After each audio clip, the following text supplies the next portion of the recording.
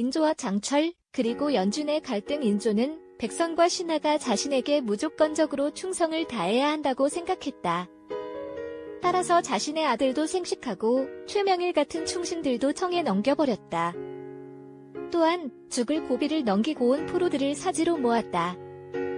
반면 장철은 백성과 신하가 임금을 충성으로 섬기면 임금은 그들에게 의리를 지켜야 한다고 생각했다.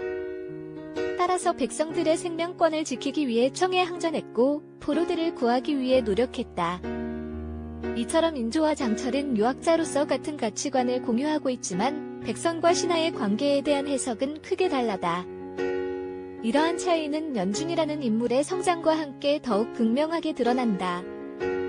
연준의 갈등과 성장. 연준은 유학자로서 인조와 장철의 사이에서 갈등을 겪고 있다. 그는 인조의 밑에서 일하면서도 장철의 가르침을 마음속으로 받아들이고 있다. 20회에서 연준은 자연과의 대화와 은혜와의 대화를 통해 자신의 내면의 갈등을 드러낸다. 그는 조선의 백성이든 포로든 아무 이유 없이 생명권을 침해당해도 또 잘못이 없이 여인이 정절을 잃어도 무조건 나라를 위해서 충성해야 한다고 말한다. 하지만 연준은 장철의 가르침을 통해 이러한 생각을 점차 바꾸어 나간다. 이러한 연준의 모습은 인조를 닮았다. 21회 예고에서 연준은 조정의 장현과 역도를 처리했다고 거짓 보고한다. 이는 연준이 장현을 살리기 위해 스스로 희생을 감수하는 모습을 보여준다.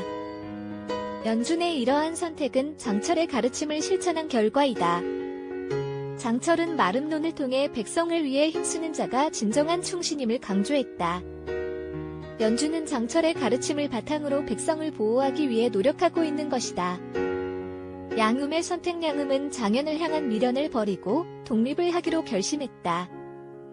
하지만 21회 예고에서 양음은 해민서에서 백발의 여인으로 등장한다. 이는 양음이 장현을 기다리고 있다는 것을 의미한다. 양음의 이러한 선택은 장현에 대한 사랑과 미련을 극복하지 못했다는 것을 보여준다. 하지만 양음은 장현을 위해 자신이 할 수 있는 일을 찾고 있는 것으로 보인다. 결론적으로 인조와 장철, 그리고 연준은 모두 유학자로서 백성과 신하의 관계에 대한 고민을 가지고 있다. 이러한 고민은 각자의 선택을 통해 드러나고 있다. 추가적인 내용. 연준은 장현을 살리기 위해 조정에 거짓 보고를 했지만 내수사 노비들이 장현을 죽이지 못하도록 막아줄 것으로 보인다. 장현은 양음을 구하기 위해 해민서에 잠입할 것으로 보인다. 낭은 길채와의 관계를 정리하고 자신의 길을 찾아 나갈 것으로 보인다.